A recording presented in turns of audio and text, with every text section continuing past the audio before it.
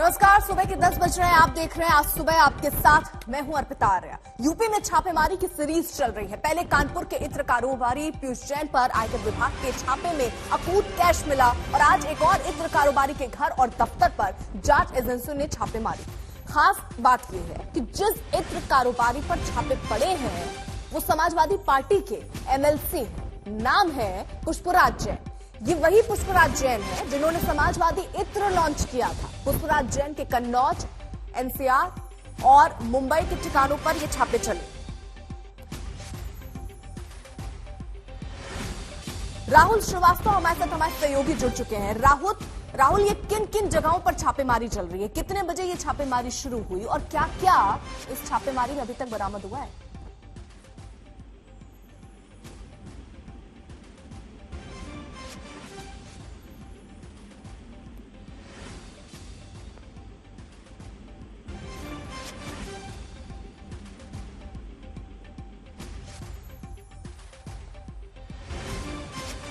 तो राहुल से एक बार फिर से कनेक्ट करने की कोशिश करेंगे, लेकिन आपको बता दें ये पुष्पराज जिनका नाम सामने आ रहा है, समाजवादी पार्टी का इत्र लॉन्च हुआ था, याद होगा आपको, और वो इत्र लॉन्च पुष्पराज जैन वहां पर उस समारोह में मौजूद थे। सीधे तौर पर समाजवादी पार्टी से उनके कनेक्शन बताए जा रहे हैं। देश भर में आयकर विभाग के 50 लोकेशन पर छापेमारी चल रही है। कई जगहों पर सुबह 7 बजे से ही छापेमारी शुरू हो गई। घर, दफ्तर पुष्पराज जैन के शामिल हैं। साथ ही साथ बताया जा रहा है मुंबई में भी कुछ उनका ठिकाना है जहां पर इस वक्त छापेमारी चल रही है। क्या बरामद होता है ये देखना होगा। क्या वैसी ही अकूत संपत्ति जैसे पीयूष जैन के घर पर बरामद हुई, वैसी अकूत संपत्ति क्या पुष्पराज जैन के आवास या घर से मिलती है, ये भी देखना होगा। लेकिन एक बात तो तय है कि एजेंसियों का एक्शन इस वक्त तेज है और उन जगहों पर अब छापेमारी हो रही है जहां पर संपत्ति, अकूत संपत्ति की संभावना नजर आ रही है। दूसरे राज्य भी है, सिर्फ देखिए उत्तर प्रदेश नहीं है, दूसरे राज्य भी है जहां पर छापेमारी इस वक्त चल रही है।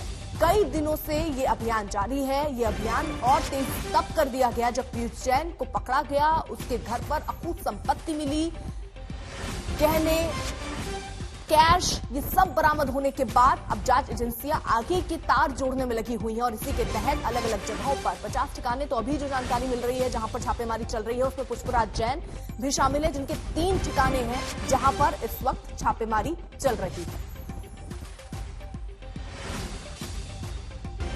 पहले पीयूष जैन के घर पर छापे पड़े, उसके बाद कई खजाना एक तरीके से कहिए उनके घर से बरामद हुआ। अब पुष्पराज के घर पर छापेमारी चल रही है।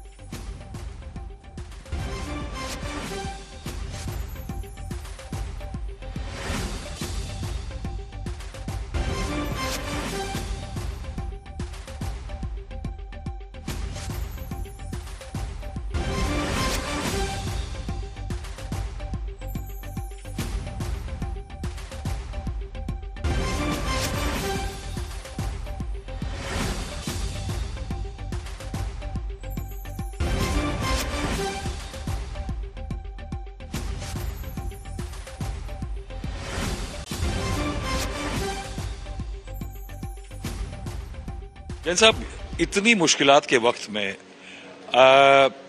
आप कह रहे हैं कि पहले नोटबंदी, जीएसटी, पैंडेमिक और इस सब के बीच में नए माहौल में ये रेड्स हो रही हैं, ये क्या वातावरण आपको लग रहा है कि एक ऐसा वातावरण हो जाए जो कि बिजनेस के लिए मुश्किल हो रहा है?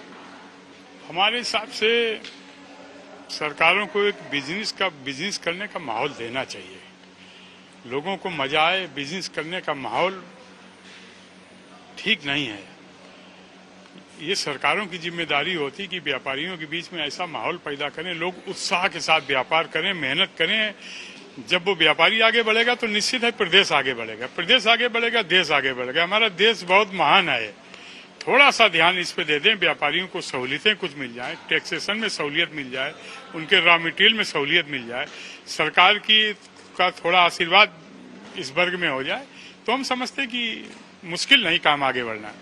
आपने जिक्र ये भी किया था कि जिस तरह का टैक्सेशन ज्यादा है वो इसकी डिमांड कम कर रहा है। वो भी डिमांड कम कर रहा। दूसरी बात, जैसे हम उदाहरण के तौर पर कन्नौज है, कन्नौज में हर वर्ग के लोग हैं। अगर सरकार टेक्निकल लोगों को या टेक्नोलॉजी कन्नौज में मुहैया करा दे या कुछ ऐसा ट्रेनिंग प्रोग्राम बना दे जिससे कि यहाँ के लोग जो यूएस और यूरोप में जो टेक्नोलॉजी वो अगर अडॉप्ट कर लें तो हम समझते हैं कि बिजनेस बहुत आगे चला है। अभिषेक मिश्रा भी हमारे साथ इस वक्त हमारे सहयोगी जुड़ चुके हैं और अपडेट के साथ। अभिषेक, क्या और जानकारी मिल रही है? क्योंकि देखिए 50 ठिकाने, जिससे ये तो साबित हो रहा है कि ऐसे बहुत सारे तार हैं जो अभी शिकंजे में आ सकते हैं। वो शख्स पुष्पराज जैन के बारे में क्या जानकारी मिल रही है? इनके जिन जगहों पर छापेमारी चल रही है, कुछ बरामद हुआ क्या अभी तक?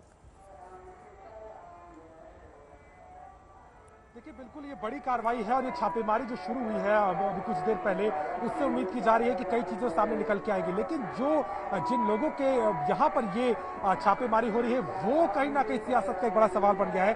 समाजवादी पार्टी के एमएलसी पुष्कर राज यानी कि पम्मी जैन जिन्हें कहा जाता है, उनके साथ साथ अलग अलग ठिकानों पर छापेमारी कन्नौज में चल रही है। जो मलिक परफ्यूम के मालिक है मलिक मियाँ, उसके ठिकाने पर भी ये छापेमारी चल रही है। इसके अलावा हम आपको बता दें कि और भी ठिकानों पे ये कार्रवाई चल रही है। और देखने वाली बात है कि आज अखिलेश यादव कन्नौज में ही है और वो वहां पे प्रेस वार्ता करने वाले थे। इसके लिए बाकायदा ट्वीट किया जाता है और कहा जाता है कि इस डर से कहीं ना कहीं इस कार्रवाई को अंजाम दिया जा रहा है और दबाव बनाने की कोशिश है। इस कार्रवाई में क्या कुछ निकल के आ गई तो थोड़ा समय लगेगा, लेकिन ये बात जरूर साफ हो जाती है कि कहीं ना कहीं ये पूरी जो कवायद शुरू हुई है, जिसकी रेड की शुरुआत कानपुर से लेकर कन्नौज तक, फिर अब दोबारा कहीं ना कहीं शिकंजा कसने की कवायद है, इसको लेकर के सियासत भी जोरों पर है। जी बिल्कुल, लेकिन अभिषेक, एक बात तो ये भी साफ हो रही है कि पुष्पराज जैन, जिसका सीधा संबंध समाजवादी पार्टी से है, अगर कुछ बरामद होता है तो सवाल समाजवादी पार्टी पर खड़े होंगे। देखिए, बिल्कुल यही कारण है कि बार बार इस कार्रवाई को लेकर के सरकार के तमाम मंत्री भी सवाल उठाते रहे हैं। इत्र की खुशबू और इत्र का दुर्गंध अब इस तरीके से फैल गया है, इस तरीके की बातें हो रही हैं। लेकिन समाजवादी पार्टी बार बार इस बात को कहती है कि कहीं ना कहीं एक दबाव बनाने के लिए और एक तरफा राजनीति करते हुए ये कार्रवाई की जा रही है। लेकिन जिस तरीके से पहले भी हमने देखा, पीयूष जैन के घर पर 200 करोड़ से ज्यादा की बरामदगी होती है, इसको लेकर के जो कनेक्शन सामने आता है, लेकिन बार बार दोनों पार्टियां इसको झुठला रही हैं। लेकिन पम्मी जैन, इनकी अगर आज भी छापेमारी में कोई बरामदगी होती है तो वो महत्वपूर्ण होगा, क्योंकि ये वही पम्मी जैन है जो समाजवादी इत्र को लॉन्च कराने वाले थे। इन्होंने उसका लॉन्चिंग कराया था। यानी कि अगर ये बात सामने आती है तो कहीं ना कहीं समाजवादी पार्टी के लिए एक बड़ा सवाल ये जरूर खड़ा हो जाएगा। लेकिन फिलहाल के तौर पर देखिए, कार्रवाई लगातार जारी है, जिसको लेकर के टीम वहां पहुंची है और अभी भी कुछ देर पहले ये कार्रवाई वहां पे शुरू की गई है। जी बिल्कुल, तो देखिए 50 ठिकाने ऐसे हैं, सिर्फ उत्तर प्रदेश में नहीं, एनसीआर में, मुंबई में भी अलग अलग जगहों पर छापेमारी इस वक्त चल रही है। क्या बरामद होता है वो भी हम आपको बताएंगे, लेकिन फिलहाल अपडेट तो यही है कि सुबह 7 बजे से छापेमारी चल रही है। बढ़ रहे हैं आगे और बात अब उस खबर की जो सीधे तौर पर आपसे जुड़ी हुई है, और आपसे जुड़ी इसलिए क्योंकि खतरा देश में कोरोना का बढ़ता जा रहा है। देश में कोरोना की रफ्तार तेज हो गई है और इसकी तीसरी लहर की दस्तक इसे माना जा रहा है। कल कोरोना के केस 13,000 के पार हो गए हैं। 27 दिसंबर को इसकी तादाद 6,000 के आसपास थी। अब देखिए, देश में कोरोना के जो केस है, 4 दिन में, सिर्फ 4 दिन में ये डबल हो गए हैं केस, जिससे आप अंदाजा लगाइए कि किस रफ्तार से कोरोना के मामले जो है वो आगे बढ़ रहे हैं। 27 दिसंबर को जहां मामले 6,531 थे, वहीं 28 दिसंबर को 6,358, यानी कुछ कम हुए। लेकिन 29 दिसंबर का वो वक्त जब अचानक से एक जंप आया इस मामले में, और देखिए 6,000 की जगह 9,195 केस 29 दिसंबर को सामने आते हैं। वहीं 30 दिसंबर को अब इसमें 9 से 13 का जंप अचानक से एक दिन में 13,154 का आंकड़ा सामने आता है। वहीं देखिए कुल केस अब हो गए हैं 1,270। वहीं महाराष्ट्र, दिल्ली, केरल, गुजरात, राजस्थान, ये वो राज्य हैं जहां पर इस वक्त स्थितियां गंभीर बनी हुई है, इसीलिए सारी पाबंदी लगाई जा रही है। महाराष्ट्र में जहां 450 का आंकड़ा पहुंच चुका है ओमिक्रॉन का, वहीं दिल्ली में 320, केरल में 109, गुजरात में 97 और राजस्थान में 69 केसेस सामने आए हैं ओमिक्रॉन के केस। इस लिहाज से अगर आप देखिए तो महाराष्ट्र इस वक्त सबसे ऊपर, मुंबई इस वक्त सबसे ऊपर नजर आ रही है। वहीं देखिए 27 दिसंबर 331 केस सामने आए थे, 28 दिसंबर को 496 केस आए। वहीं 29 दिसंबर को आप देखिए, यहां से अगर आप देखना शुरू कीजिए, ये आंकड़े जो है वो बढ़ रहे हैं। 923 आंकड़े 29 दिसंबर को आते हैं और 30 दिसंबर को यही आंकड़े 923 से बढ़कर 1,313 हो जाते हैं। यानी ये सिर्फ अब कहा नहीं जा रहा है, वाकई ये जो आंकड़े हैं ये बता रहे हैं कि किस रफ्तार से ये ओमिक्रॉन वेरिएंट बढ़ रहा है। इसलिए सतर्क रहना बहुत जरूरी है। मुंबई में अगर देखें तो कोरोना का ग्राफ आप खुद देखिए किस हिसाब से ये ग्राफ बढ़ रहा है। 27 दिसंबर को जहां 809 केस थे, 28 दिसंबर को यही 809 केस बढ़कर 1377 हो जाते हैं। वहीं 29 दिसंबर को आंकड़ा 1377 से बढ़ के 2510 हो जाता है। वहीं 30 दिसंबर आते आते 3671 केस मुंबई में हो जाते हैं। वहीं 4 दिन में ये बढ़ोतरी अगर आप देखिए तो 40% की बढ़ोतरी दर्ज की गई है। ये ओमिक्रॉन के आंकड़े हम आपको दिखा रहे हैं, क्योंकि ओमिक्रॉन वेरिएंट के बारे में ये कहा भी जा रहा था कि ये बहुत तेजी से फैलेगा। ये आशंका पहले से ही जताई गई थी, लेकिन बावजूद इसके अब तक वो कदम शायद नहीं उठाए गए, या लोग उस लिहाज से भी जागरूक नहीं हुए जिसकी वजह से इस रफ्तार को थोड़ा रोका जा सके या इसमें थोड़ी रफ्तार में कमी हो। तो कोरोना की अब ये कहर जो है वो तीसरी लहर के तौर पर सामने आ रही है। हम आपको ये तस्वीरें कुछ दिखा रहे हैं जिससे आप देखकर अंदाजा लगाएंगे कि शायद वो डर अभी तक लोगों के मन में नहीं है, शायद लोग भूल गए हैं वो दूसरी लहर, और शायद वो अंदाजा नहीं लगा पा रहे हैं कि तीसरी लहर कितनी खतरनाक हो सकती है। ये तस्वीरें देखिए, ये गवाही दे रही है कि लोग कितने लापरवाह हैं।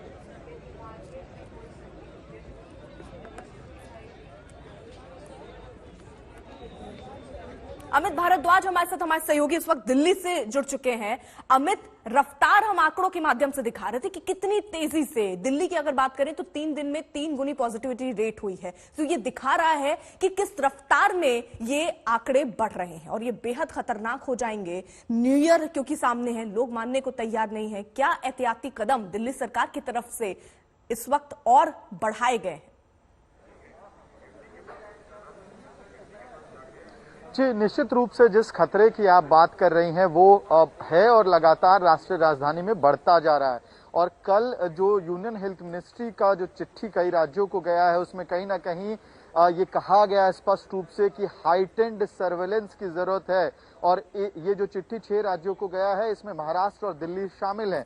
तो दिल्ली में एहतियात बरतने की बहुत ज्यादा जरूरत है और उसको लेके येलो ग्रेड कोविड ग्रैप का जो है वो ऑलरेडी लागू हो चुका है।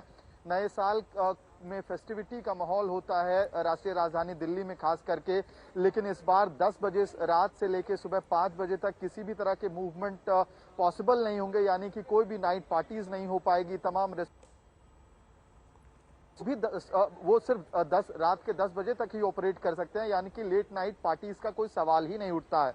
और अगर आप मार्केट प्लेसेस की बात करें तो वहां भी लगातार डिस्ट्रिक्ट एडमिनिस्ट्रेशन नजर बनाए हुए है। मैं आपको बता दूं, सीलमपुर का जो मार्केट है, फ्रूट मार्केट, कल और आज के लिए उसको सील कर दिया गया और ये इसलिए किया गया क्योंकि वहां पे कोविड अप्रोप्रिएट गाइडलाइंस जो है वो फॉलो नहीं हो रही थी।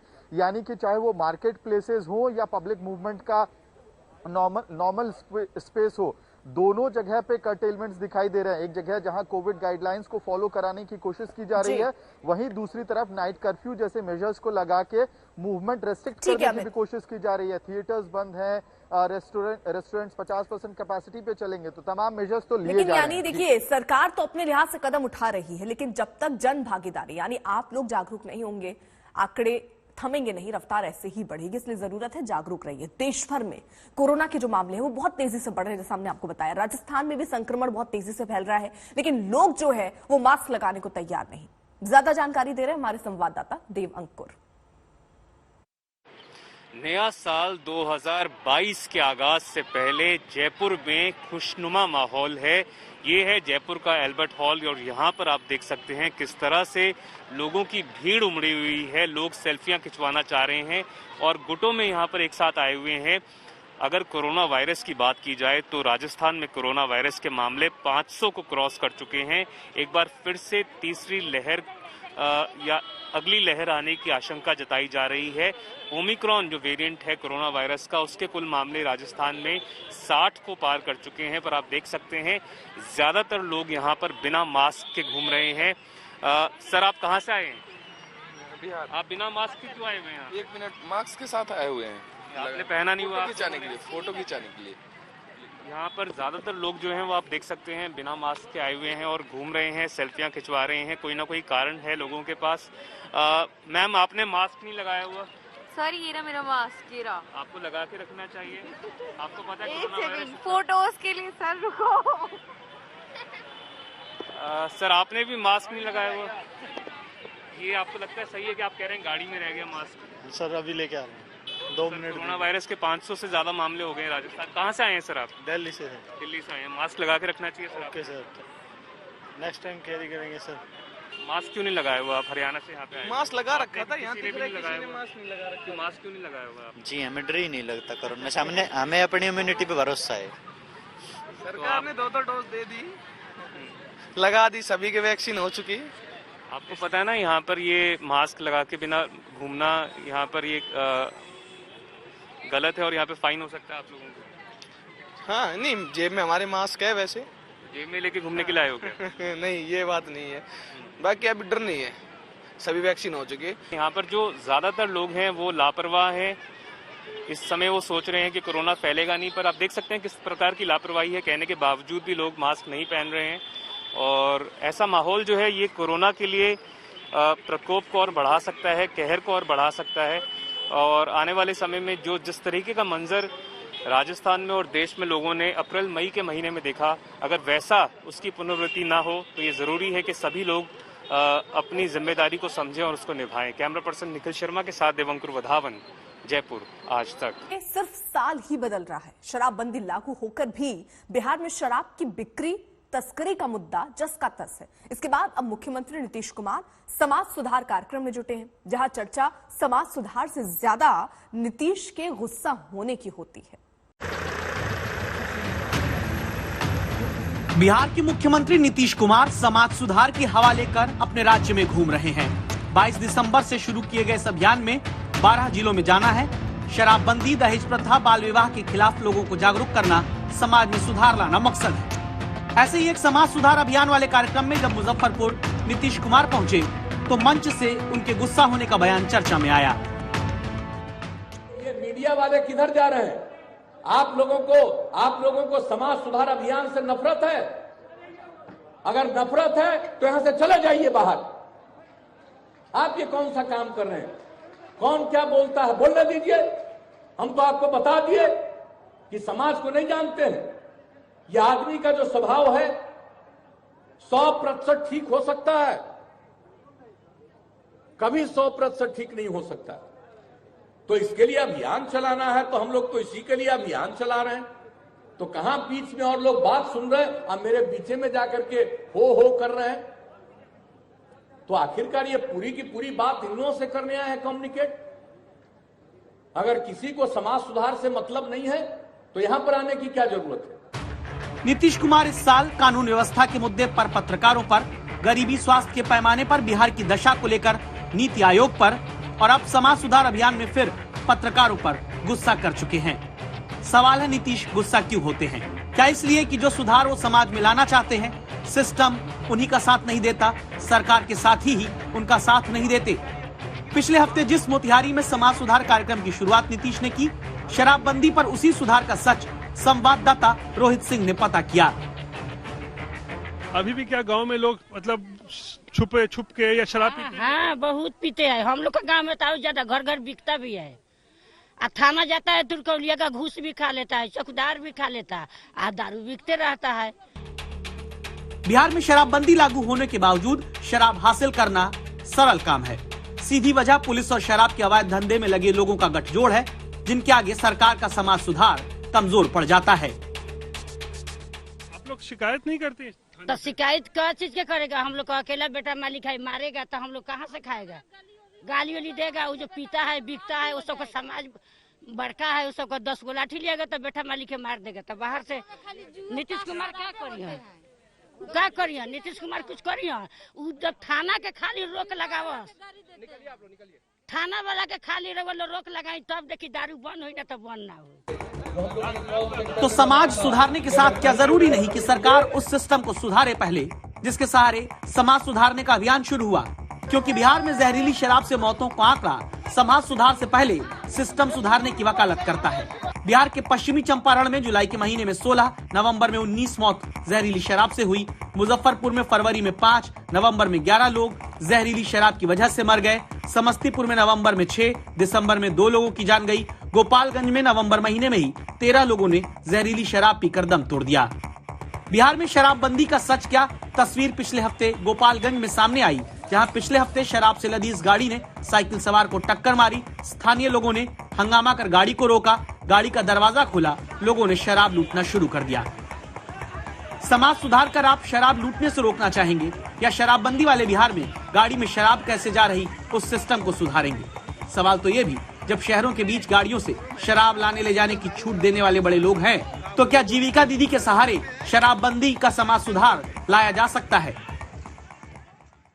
झगड़ा, गाली गरोज, मारा मारी ये सब होता है, वो सब से हमको लोग सब जीतता नहीं है। एक आदमी अगर उससे आदमी न जाता है तो पूरा गांव वाला आकर हम लोग के सब लोग पिटता है, ठेठाता है। कौन सा गाँव? शंकर ने कस्बा टोला में बनता है, बिकता है, लेडीज भी बनाता है, लेडीज भी बिकता है। अब ये सिस्टम की हकीकत हुई।